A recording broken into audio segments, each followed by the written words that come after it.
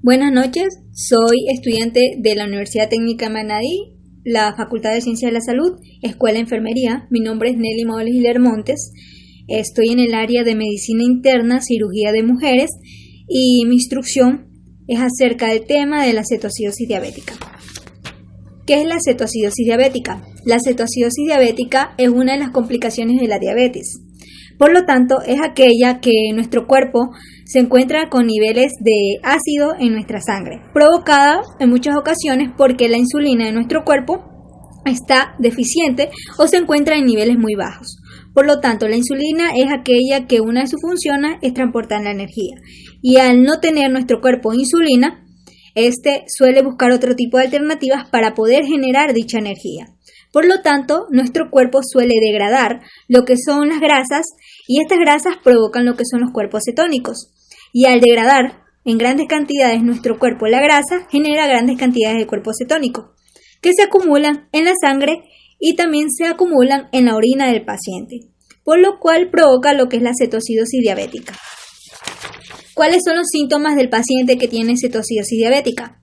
Por lo general, los síntomas aparecen durante las primeras 24 horas que el paciente presenta la cetoacidosis diabética. En muchas ocasiones el paciente no conoce de su enfermedad, pero al momento de saber que el paciente tiene cetoacidosis diabética, es más probable que el paciente sea diabético.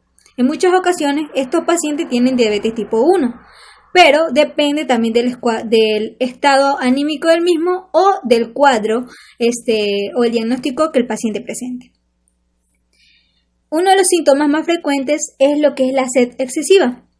También la necesidad de orinar frecuentemente, las náuseas, el dolor de cabeza, la dificultad para respirar, el dolor abdominal, el dolor de estómago, también la fatiga, el cansancio, el estrés, la confusión y también ese olor un poco afrutado que el paciente presenta. En muchas ocasiones los pacientes pueden conocer si son diabéticos mediante la prueba de glicemia o también hay pruebas de tirillas reactivas en el cual se obtiene a través de la orina para ver las cantidades de cuerpos cetónicos que el paciente tiene en lo que es la parte de la orina. ¿Cuáles son las causas? La causa principal es la deficiente insulina de nuestro cuerpo, por lo cual provoca lo que es las grandes cantidades de cuerpos cetónicos. Al no tener nuestro cuerpo insulina en lo que es la parte de la sangre, ya que sabemos que la insulina es aquella que puede nivelar lo que son los niveles de glicemia en sangre en el paciente, por lo tanto, esta insulina, al no estar en grandes cantidades, en muchas ocasiones, estos pacientes tienen una hiperglicemia. También, cuando sabemos que la insulina, una de sus funciones principales es generar la energía. Por lo tanto, el hígado, al no tener, o el paciente, al estar en grandes cantidades en ayuna o al no ingerir ningún tipo de comida, a lo largo del día, el cuerpo tiene que adquirir la energía haciendo diversas actividades para producir y poder generar dicha energía para que se desarrolle normalmente. Por lo tanto, el hígado va a degradar las grasas y en muchas ocasiones las proteínas que encontramos en nuestro cuerpo y estas van a generar los cuerpos cetónicos que se van acumulados en lo que es la parte de lo que es la parte del torrente sanguíneo y de lo que es la parte de la orina. Y estos ácidos o estos cuerpos cetónicos van a provocar la acidez en la sangre del paciente. Otro tipo de causa es la diabetes tipo 1. Sabemos que la diabetes tipo 1, el páncreas no genera la suficiente insulina en nuestro cuerpo. Por lo tanto, no hay insulina en el cuerpo del paciente que en muchas ocasiones tiene diabetes tipo 1. La diabetes tipo 2 no suele ser tan común que contribuya a la cetoacidosis diabética, pero sí hay pacientes que tienen cetoacidosis diabética teniendo diabetes tipo 2, aunque no es tan agresiva. Pero esta se contribuye porque en muchas ocasiones hay pacientes que tienen diversos tratamientos en el cual deben tomar antibióticos o tienen que mejorar su estado anímico de diversas enfermedades que que estos padecen y aumentan la dosis de ciertos medicamentos que en muchas ocasiones hacen que la insulina no funcione de manera adecuada o no funcione con su correcta medida para así poder controlar lo que es la glicemia en sangre. Por lo tanto, esta insulina no va a funcionar, o la dosis que usualmente se aplicaba en dicho paciente no va a ser necesaria o no va a ser muy buena para este paciente controlar lo que son los niveles de glucosa en sangre. Por lo tanto, la diabetes tipo 2 también suele ser una de las causas de la cetoacidosis diabética. Otro tipo de causa de la cetoacidosis diabética son los traumatismos físicos y emocionales. ¿Por qué los físicos? Los físicos, en muchas ocasiones suele haber cualquier tipo de accidente que puede provocar un traumatismo físico en lo que es la parte del páncreas. Sabemos que el páncreas es el órgano principal de generar la insulina a nuestro cuerpo. Y lo que es la parte emocional, porque hay pacientes que tienen depresión o diversas enfermedades mentales que en muchas ocasiones no desean comer o ingerir ningún tipo de comida y van a estar en ayuna o sin comer o ingerir nada durante largos periodos del día o largos días incluso. Por lo tanto, el cuerpo necesita dichos alimentos para generar lo que es la energía. También ataques cardíacos, que en muchas ocasiones va a ser una causa en el cual nuestro cuerpo también va a generar lo que es la cetoacidosis diabética. También lo que es el abuso del alcohol, de las drogas, sobre todo de la cocaína. También determinados medicamentos como son los diuréticos y los corticosteroides. ¿Por qué los diuréticos? Los diuréticos, una de su función es eliminar grandes cantidades de orina por su mismo funcionamiento, por su misma función. Por lo tanto, esto va a eliminar grandes cantidades de electrolitos que encontramos en nuestro cuerpo. Y los corticosteroides, cuando no hay o cuando el paciente no tiene una medicación que funciona a base de una prescripción médica determinada, a su vez un tratamiento de insulina, en muchas ocasiones el paciente no toma la dosis adecuada y los corticosteroides suelen diseminar o en muchas ocasiones suelen cambiar la función de la insulina en el cuerpo del paciente. Por lo tanto, puede provocar que estos pacientes, la insulina que es colocada en dichos pacientes que toman corticosteroides no funcionan de la manera que antes funcionaba al no consumir dichos medicamentos. Los factores de riesgo. Uno de los factores de riesgo es tener lo que es la diabetes tipo 1. Sabemos que la diabetes tipo 1 es la partidaria o es la principal fuente o es aquella que nos genera lo que es la suficiente insulina en el cuerpo para así poder eliminar o poder manejar los niveles de glicemia en nuestro cuerpo o en los niveles de glicemia en sangre. Otro es cuando el paciente omite la dosis de manera frecuente o omite las cantidades de su medicación o no va según las prescripciones médicas de su medicación. Por lo tanto, ellos en muchas ocasiones a veces toman, a veces no toman ciertos no se colocan la insulina de manera adecuada y esto suele provocar que se genere lo que es la cetoacidosis diabética. Y la diabetes tipo 2, que anteriormente hablé, que aunque no es frecuente ni tan agresiva, puede generar lo que es la cetoacidosis diabética. ¿Cuáles son las complicaciones? La cetoacidosis diabética se trata con líquidos, con electrolitos, con electrolitos a base de sodio, de potasio, de bicarbonato, de cloruro y también de insulina. Una de las complicaciones es la hipoglicemia.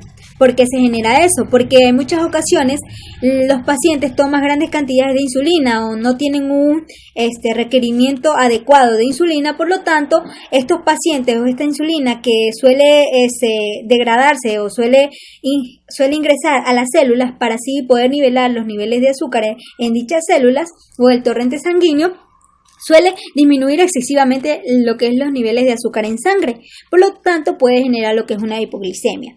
También, al tener grandes cantidades de insulina en nuestro cuerpo, puede generar que se genere lo que es la hipocalcemia, ya que el potasio suele disminuir su función y puede provocar daños en el funcionamiento tanto del corazón, de los músculos, como también del sistema nervioso del paciente. A su vez, la diabetes tipo 1, cuando hay grandes cantidades o hay deficiente glicemia en nuestro cuerpo, puede provocar lo que es un edema cerebral.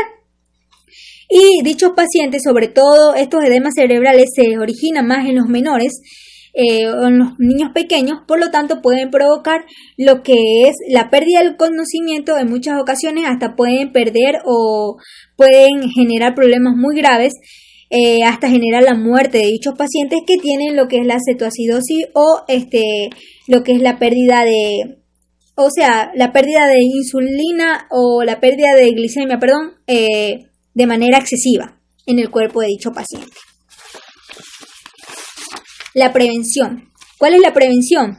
El compromiso del control de lo que es la parte de la diabetes. O sea, que el paciente tenga un compromiso en el cual él lleve siempre acatando lo que es las cantidades, las dosis, el horario correcto de la insulina o su medicación o también el estado nutricional del mismo, que él acate según lo que es la indicación médica o la indicación del nutricionista, para que así él controle lo que son los niveles de glicemia y así pueda manejar lo que es su cetoacidosis diabética y pueda buscar lo que es, pueda mejorar su estado anímico y que ya pueda tener un control de su diabetes. También controlar los niveles de glucosa sanguínea.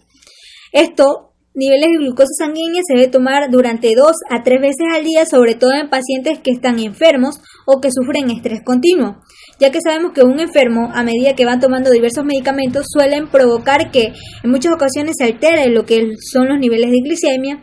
A su vez, el estrés puede alterar los niveles de glicemia en el paciente y puede provocar que estos pacientes pueden generar que los pacientes sean pueden manejar diversas niveles de glicemia, tanto altos como bajos. Por lo tanto, hay que mantener siempre en constante vigilancia a dichos pacientes. También ajustarse la dosis de insulina según sea necesario. O sea, que hay que verificar los niveles de insulina, hay que siempre valorar los niveles de insulina, así poder hablar con el médico tratante del paciente para así ajustar la dosis de la insulina en el paciente y que dichas dosis que antes eran muy bajas suelan ajustarse a lo que el paciente necesita. Verificar los niveles de cetonas.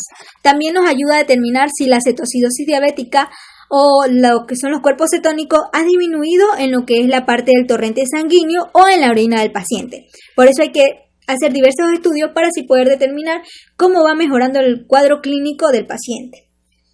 Si el nivel de cetona es moderado o es muy alto, siempre hay que buscar lo que es el médico tratante o al médico que lleva lo que es el estado anímico del paciente, para que así va a generarle un tratamiento de aumento de la insulina o dependiendo de la medicación que el paciente necesite. También hay que ver el cuadro clínico del paciente, claro está. ¿Cuál es el diagnóstico? El primer diagnóstico es el análisis de la sangre, en el cual vamos a identificar los niveles de glicemia o los niveles de glicemia en sangre o de azúcar en sangre. Nos va a identificar si el paciente está hiperglicémico o hipoglicémico, o maneja lo que es la hipoglicemia o lo que es la hiperglicemia, y poder enviar lo que es un tratamiento adecuado según los niveles de la misma. También el nivel de los cuerpos cetónicos nos ayuda a determinar si el paciente mantiene una cetoacidosis diabética o si tiene grandes cantidades de ácidos en lo que es la parte del torrente sanguíneo y así manejar lo que es el tratamiento adecuado para cada cuadro clínico del paciente. También lo que es la acidez de la sangre nos ayuda a identificar si hay grandes o hay muchas cantidades de cuerpos cetónicos acumulados en el torrente sanguíneo. Otro tipo de pruebas adicionales nos ayuda a determinar lo que son los análisis de los electrolitos en sangre, ya que sabemos que en muchas ocasiones se pierde lo que son los electrolitos de lo que es el potasio, de la proteína, electrolitos como son el sodio, lo que es el carbono, que se pierden durante lo que es la cetoacidosis diabética y vamos a reponer dichos electrolitos, por lo tanto necesitamos ver las cantidades de cada electrolito en nuestro cuerpo. También una radiografía del tórax, porque las proteínas, su función principal es seguir la función del corazón o contribuir en el funcionamiento del corazón. Por lo tanto, muchas ocasiones cuando hay deficiencia de proteína, el corazón no funciona de manera adecuada. También el registro de un electrocardiograma que nos ayuda a ver la frecuencia del corazón, si hay problemas en lo que es la parte cardiovascular, y poder identificarlos y poder llevar lo que es un tratamiento adecuado. ¿Cuáles son los datos de laboratorio para poder determinar lo que es una cetoacidosis diabética? La glicemia va a estar en muchas ocasiones mayor de 200 o mayores a 250 miligramos sobre decilitro, o va a estar en menor, dependiendo de qué tipo de cetoacidosis diabética tenga el paciente. Pero sobre todo va a estar menor de 200. También tiene una cetonemia de 4 a 15 milequivalentes sobre litros. Un bicarbonato de 6.8 a 7.3 y un pH de 14 a 30 miligramos sobre mercurio. O sea, va a manejar una presión en el cual va a manejar lo que es de 14 a 30 miligramos sobre mercurio. Ya, el tratamiento. El primer tratamiento es el reemplazo de lo que es líquidos. O sea, lo que son los electrolitos y sobre todo lo que es el cloruro de sodio, diferentes soluciones que nos ayudan a manejar ciertos electrolitos que en muchas ocasiones están alterados en el cuerpo del paciente que tiene cetoacidosis diabéticas.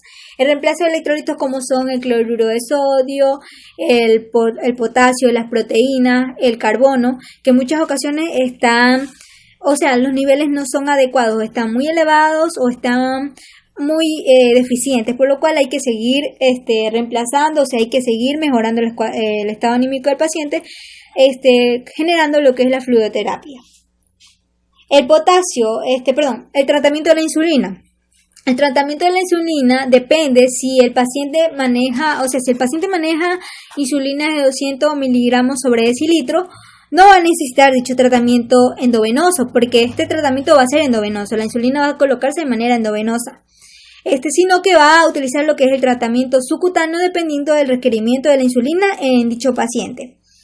Pero si el paciente tiene menor a esto, vamos a mantener un tratamiento de insulina rápida de manera endovenosa con cloruro de sodio, que va a ser el disolvente para esta insulina rápida. A su vez vamos a transfundirlo por bomba de infusión. ¿Cuál va a ser el tratamiento? Por cada unidad de insulina rápida va a estar diluida en 10 ml de cloruro de sodio. Por lo tanto, ¿cuál es la pauta de la insulinoterapia en bomba? Vamos a estudiarla. O sea, por cada 50 unidades de insulina rápida vamos a colocar 500 ml de cloruro de sodio a 0.9%, o sea que vamos a obtener, por cada unidad va a ser 10 ml de cloruro de sodio, por eso son 50 unidades, va a ser 500 ml de cloruro de sodio. Vamos a iniciar con un bolo de 10 unidades de insulina rápida y se va a iniciar la perfusión a un ritmo de 5 a 6 unidades, o sea, de 50 a 60 de 50 a 60 ml sobre hora. O sea, cuando el paciente tenga entre 250 insulina o es menor a 250, se va a colocar la menor cantidad, o sea, de 2 a 4 unidades por hora, o sea, de 20 a 40 ml por hora de lo que es la insulina endovenosa, muy diferente a la de arriba, porque la de arriba es cuando la insulina está más baja de los 250. Por lo tanto, así es que vamos a mejorar las cantidades de insulina del paciente para ver cómo va a estar su cuadro anímico, y así vamos a ir bajando lo que es la insulina en la sangre del paciente, o vamos a ir diseminando lo que es la insulina en sangre de dicho paciente, para así poder mantener los niveles de insulina normales.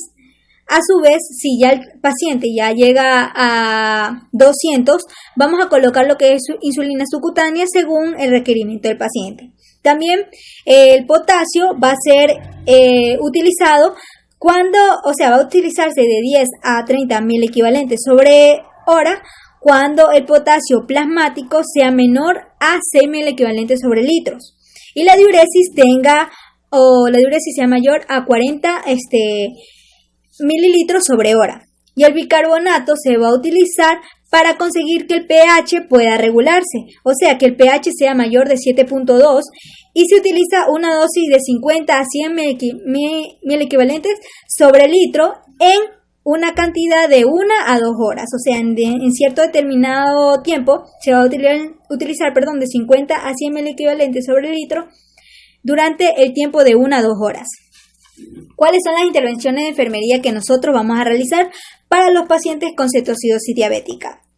Vamos a vigilar constantemente los signos vitales del paciente, porque en muchas ocasiones dichos pacientes vienen inconscientes, ya que siempre hay que estar vigilando lo que es la presión arterial, la frecuencia cardíaca, la temperatura y también lo que es los niveles de glicemia en sangre. Vamos a siempre estar vigilando las constantes vitales de dicho paciente.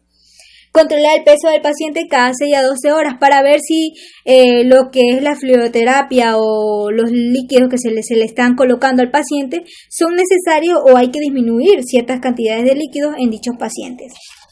También vamos a establecer lo que es un acceso IV periférico para la reposición ya sea de los líquidos o los electrolitos que el paciente necesita mediante la fluidoterapia. Y vamos a darle la cantidad ya sea prescrita por el médico. Vamos a administrar lo que es la medicación prescrita por el médico, ya sea bicarbonato o de lo que es la parte del potasio, dependiendo de lo que necesite el paciente. También vamos a siempre estar controlando la glicemia cada rato, cada 1 o 2 horas del paciente, controlar la glicemia para ver si está mejorando los niveles ver si el paciente está hipoglicémico o hiperglicémico. Y vamos a mantener lo que es las vías, vamos a ver la turgencia de la piel del paciente, el estado. También vamos a mantener lo que son las vías aéreas del paciente, ya que este paciente en muchas ocasiones va a estar inconsciente, por lo tanto hay que manejar muy bien lo que son las vías aéreas del paciente. Vamos a tener un mantenimiento endovenoso y también de los catéteres de dicho paciente para poder así generarle lo que es la fluidoterapia. Vamos a controlar un balance hídrico en el paciente para ver las cantidades de diuresis que el paciente está eliminando a través de dicho tratamiento. Vamos a ver vamos a realizar lo que son los respectivos cambios de posiciones porque sabemos y vamos a mantener los cuidados de la piel del paciente porque sabemos que ciertos pacientes, por lo general los que presentan cetocidosis diabética son pacientes diabéticos y en muchas ocasiones se puede generar la úlcera por presión que le genera daños en el estado anímico del paciente y sobre todo de lo que es la parte tegumentaria o lo que es la parte de la piel del paciente. Vamos a tener lo que es la valoración continua de los niveles de conciencia del paciente y a su vez vamos a informarle de manera clara, concisa y de manera en el cual tanto a los familiares como el paciente va a ser el tratamiento, cuál va a ser la dosis que el paciente va a manejar a lo largo del tiempo, que se le va a colocar para que ellos estén o tengan conocimiento acerca de su estado anímico y también contribuyan en su tratamiento a lo largo de lo que ellos van a estar dentro del hospital o fuera del mismo y así pueda mejorar el estado anímico del paciente y el estado de salud del paciente. Muchísimas gracias y eso es todo.